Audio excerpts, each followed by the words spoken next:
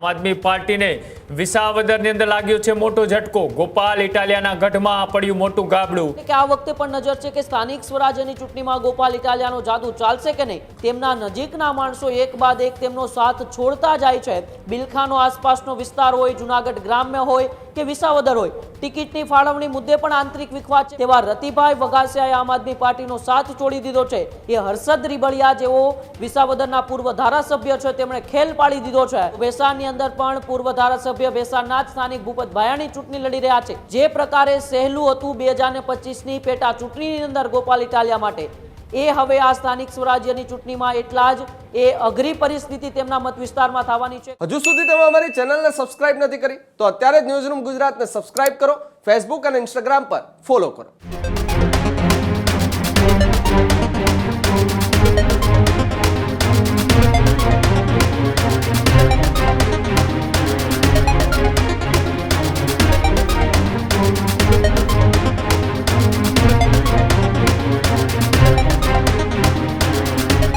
સ્થાનિક સ્વરાજની ચૂંટણીના એ પડઘમ તેજ વાગી રહ્યા છે। પ્રચાર પ્રસાર અને તોડજોડની રાજનીતિ પણ પૂરા ગુજરાતમાંથી સામે આવી રહી છે।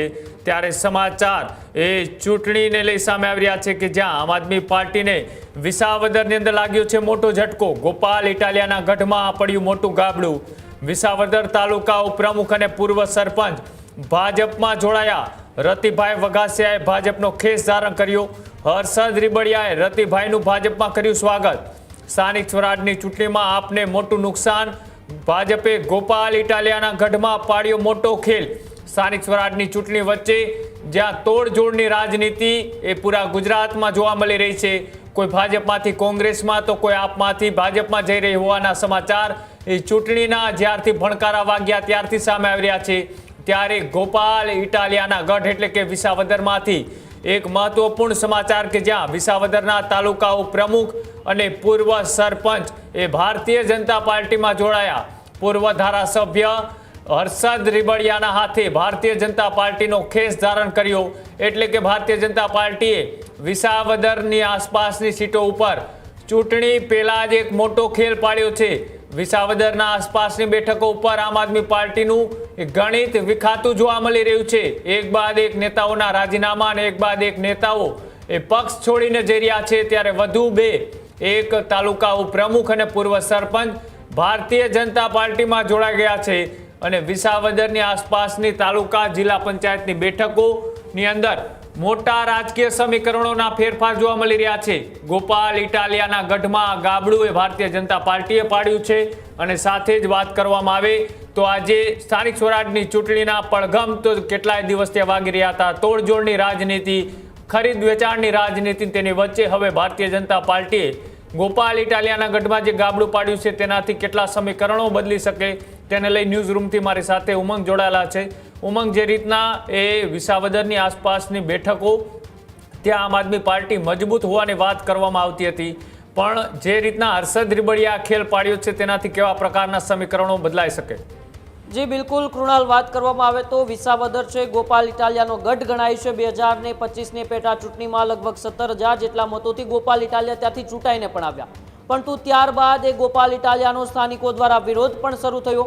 તેમની સાથે પાયાના કાર્યકર્તા જે આમ આદમી પાર્ટીના હતા, તે પાયાના કાર્યકર્તાઓ છે તે પણ ગોપાલ ઇટાલિયાનો પાર્ટીનો સાથ ધીરે ધીરે છોડતા હતા। તે આપણે છેલ્લા કેટલાય મહિનાઓથી જોયું છે। ત્યારે સ્થાનિક સ્વરાજ્યની ચૂંટણીનો એક બાજુ જંગ જામ્યો છે। સૌ કોઈની નજરે વિસાવદર ઉપર છે કે વિસાવદર ઉપર ચૂંટણીના પરિણામો શું આવશે, કારણ કે 2025ની પેટા ચૂંટણીમાં એ ભારતીય જનતા પાર્ટીએ પૂરેપૂરી તાકાત લગાવી દીધી હતી, તેમ છતાં ગોપાલ ઇટાલિયા ત્યાંથી એ વિજય થઈને આવ્યા હતા। એટલે કે આ વખતે પણ નજર છે કે સ્થાનિક સ્વરાજ્યની ચૂંટણીમાં ગોપાલ ઇટાલિયાનો જાદુ ચાલશે કે નહીં, પરંતુ ગોપાલ ઇટાલિયા એ મજબૂત રીતે તેમના વિસ્તારમાં સ્થાનિક સ્વરાજ્યની ચૂંટણીમાં જીત હાંસલ કરે એ પહેલા જ તેમના નજીકના માણસો એક બાદ એક તેમનો સાથ છોડતા જાય છે। અંદર ખાને તેમનો વિરોધ પણ વધતો જાય છે, પાર્ટીનો પણ આંતરિક વિરોધ વધતો જાય છે। ભેસાણ હોય, એ વડાલ હોય, બિલખાનો આસપાસનો વિસ્તાર હોય, જૂનાગઢ ગ્રામ્ય હોય કે વિસાવદર હોય, ટિકિટની ફાળવણી મુદ્દે પણ આંતરિક વિખવાદ છે। ભલે ખુલીને બહાર નથી આવ્યો, પરંતુ ટિકિટની ફાળવણી મુદ્દે આંતરિક વિખવાદ એ ચોક્કસથી વિસાવદર વિધાનસભામાં અત્યારે જોવા મળી રહ્યો છે ને તેને લઈને જ વધુ એક મોટો ફટકો પડ્યો છે, જેમાં જાંજેસરના પૂર્વ સરપંચ અને તાલુકાના ઉપપ્રમુખ જેવો રહી ચૂક્યા છે આમ આદમી પાર્ટીના તેવા રતિભાઈ વઘાસિયાએ આમ આદમી પાર્ટીનો સાથ છોડી દીધો છે. રતિભાઈ વઘાસિયા છેલ્લા ઘણા વર્ષોથી લગભગ 2020 પછી આમ આદમી પાર્ટી સાથે જોડાયેલા હતા. તેઓએ ભૂપતભાઈની ચૂંટણી લડ્યા ત્યારે પણ એક મહત્વની ભૂમિકા ભજવી હતી. ત્યારબાદ ગોપાલ ઇટાલિયા જ્યારે ચૂંટણી લડ્યા ત્યારે પણ મહત્વની ભૂમિકા વિસાવદર તાલુકાની અંદર ભજવી હતી. પરંતુ હવે સ્થાનિક સ્વરાજ્યની ચૂંટણી પહેલા બરોબર એ હર્ષદ રીબડિયા જેઓ વિસાવદરના પૂર્વ ધારાસભ્ય છે તેમણે ખેલ પાડી દીધો છે અને રતિ વઘાસિયા છે તેઓએ ભારતીય જનતા પાર્ટીની એક ખેસ ધારણ કરી લીધો છે. વધુ એક ઝટકો સ્થાનિક સ્વરાજ્યની ચૂંટણી પહેલા ગોપાલ ઇટાલિયાને પોતાના મત વિસ્તારમાં લાગ્યો છે. બીજી બાજુ ભેસાણની વાત કરીએ તો ભેસાણની અંદર પણ પૂર્વ ધારાસભ્ય ભેસાણના જ સ્થાનિક ભૂપતભાઈની ચૂંટણી લડી રહ્યા છે. એટલે કે જે પ્રકારે સહેલું હતું 2025ની પેટા ચૂંટણીની અંદર ગોપાલ ઇટાલિયા માટે, એ હવે આ સ્થાનિક સ્વરાજ્યની ચૂંટણીમાં એટલા જ એ અઘરી પરિસ્થિતિ તેમના મત વિસ્તારમાં થવાની છે. કારણ કે સ્થાનિકોનો રોષ, કેટલાયના એવા વિડીયો પણ અવારનવાર વિધાનસભામાંથી સામે આવે છે કે છેલ્લા 6 મહિનાથી અમારા વિસ્તારની અંદર કામ નથી થયા, અમારા વિસ્તારના ધારાસભ્યો અમારા વિસ્તારમાં દેખાતા પણ નથી. અનેક આરોપો ગોપાલ ઇટાલિયા ઉપર લાગી રહ્યા છે. ત્યારે એક બાદ એક પાયાના કાર્યકર્તાઓ કૃણાલ પાર્ટી છોડી રહ્યા છે.